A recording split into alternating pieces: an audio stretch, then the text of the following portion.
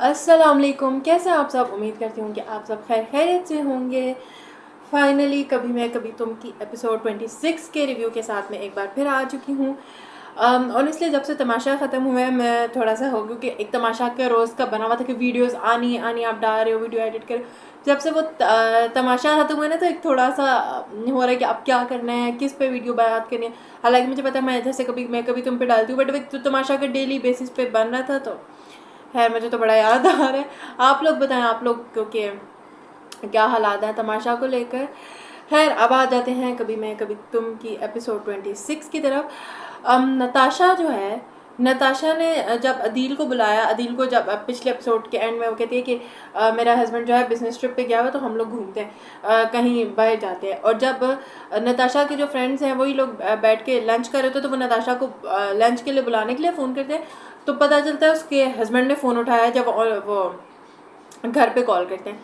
तो मुझे वो नहीं समझ आया, नताशा जो है क्या अदील को डबल क्रॉस तो नहीं कर रही?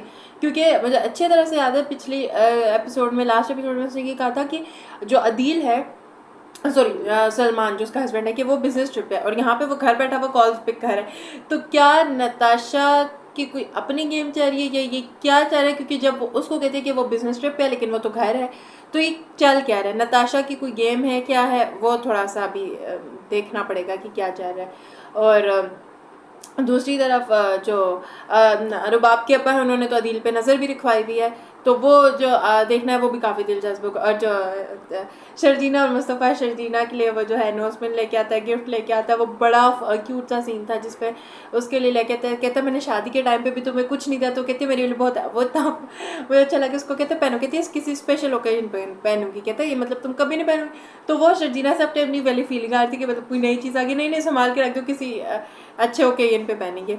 तो वो बड़ा फनी सा सीन था। और अब जो उसका जोसेफ, इन लोगों ने जो गेम बनाई होती है वो सारा लाइव हो रहा था, उस पर बात हो रही थी। जब ये लाइव आता है जोसेफ, जो क्रेडिट्स वगैरह की बात होती है, वो जो मुस्तफ़ा ने सारी गेम क्रिएट की होती है, आइडिया वगैरह जो होता है सारा मुस्तफ़ा का होता है, लेकिन जो आगे इन चीज़ों को लेके जा रहा होता है वो जोसेफ होता है, जो CEO होता है, उन तक वो पहुँचा रहा होता है। तो जब वो गेम शेम की सारी डिस्कशन होती है, तो वो सारा क्रेडिट जो होता है गेम के रिलेटेड सारा जो होता है जोसेफ खुद ले लेता है, सारा आइडिया मुस्तफ़ा को, और वो कहीं पे भी उसको उसका जिक्र ही नहीं करता।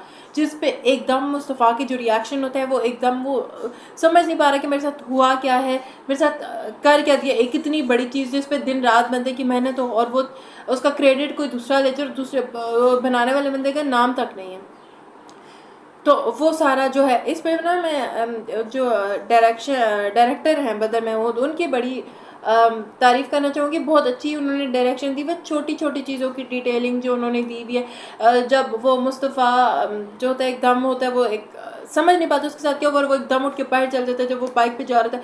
वो जो पूरे शॉट्स उन्होंने लिए है वो बहुत ज़बरदस्त है। दूसरी साइड शर्जीना के दिखाना है, वो परेशान है मुस्तफ़ा को लेकर, और वो जो पीछे गाना जो चल रहा था वो बहुत ज़्यादा अच्छा लग रहा था, वो एक पूरा फ्लेवर ऐड कर रहा था।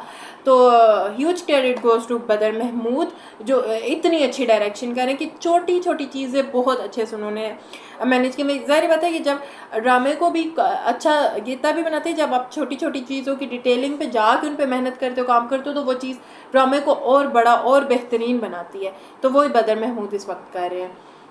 फिर जब वो जा रहा था, वो वापस आता है, तो जब शर्जीना उससे बात करने की कोशिश करती है, वो कहते नहीं मुझे सुना।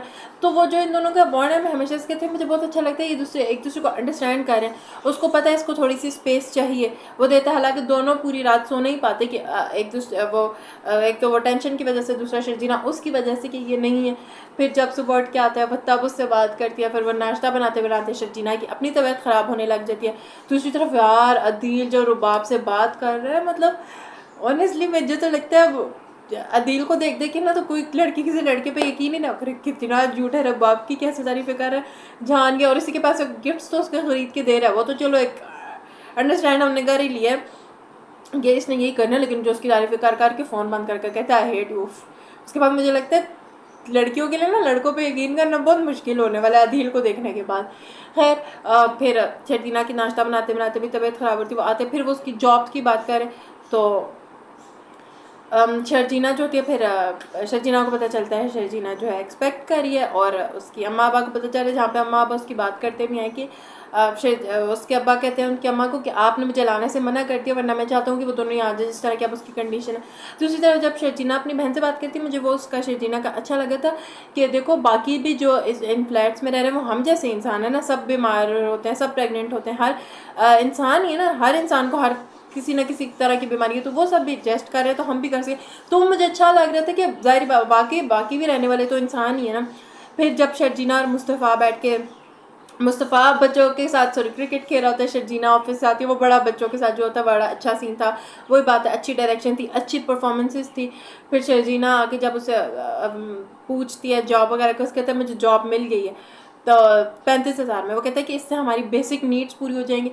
वो भी मुझे चीज़ अच्छी लगती है कि जैसे उसको बताता है ग्रॉसरी और रेंट वगैरह मैं दे दूंगा, बाकी तुम्हें हेल्प करने को, तो वो चीज़ अच्छी लगी है जो ये दोनों मिल के घर को चला रहे हैं, दोनों इस चीज़ को अंडरस्टैंड करें। मुस्तफ़ा को भी पता है कि इस वक्त मुझे शर्जीना की जरूरत है, शर्जीना को पता है, मुस्तफ़ा, दोनों एक दूसरे का साथ दे रहे, एक दूसरे को अंडरस्टैंड करें, वो बहुत अच्छी चीज़ है।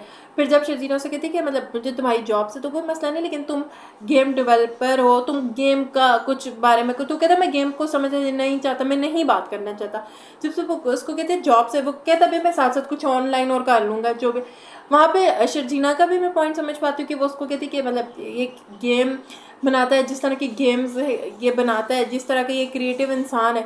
बट वहाँ पे मुझे मुस्तफ़ा का भी ठीक लगता है कि एकदम वो इस चीज़ को लेके हर्ट हुआ है, और जब तक कोई चीज़ नहीं बनती उसको जॉब की ज़रूरत तो है। वो अभी क्योंकि गेम के बारे में मुस्तफ़ा सुना नहीं चाहता, लेकिन वो जॉब करने के साथ साथ कहीं ना कहीं मुझे लगता है वो एक थोड़ा सा उसका चीज़ वो अंडरस्टैंड करेगा, थोड़ा उसका ये वाला दुख कम होगा, तो वो मुझे लगता है गेम की तरफ आएगा वापस। लेकिन अभी जॉब करना जैसी भी मिली है, मुझे लगता है वो ज़रूरी है इनके लिए करना, ताकि बेसिक नीड्स पूरी कर पाएँ। और फिर जब मुस्तफ़ा को शर्जीना बताती है कि मैं एक्सपेक्ट कर रही हूँ, वहाँ से हो जाता है ड्रामा ख़त्म। अब देखना ये है कि मुस्तफ़ा का क्या रिएक्शन होता है, मुस्तफ़ा का किस तरह का रिएक्शन होगा, मुस्तफ़ा क्या रिएक्ट करेगा, खुश होगा, क्या चीज़ें होंगी, वो देखना जो है काफ़ी दिलचस्प होगा। दूसरी तरफ अदील के अम्मा अब्बा का तो कुछ दिखाया नहीं। तो खैर यही था मेरी तरफ से एपिसोड का रिव्यू। अगर मैं कोई पॉइंट मिस कर गई हूँ तो आप लोग कमेंट सेक्शन में बता सकते हैं। वीडियो को अच्छी लगी हो तो इसको लाइक शेयर और सब्सक्राइब ज़रूर करा करें, चैनल को सब्सक्राइब ज़रूर करें। तो हमें याद रखिएगा। अल्लाह हाफिज़।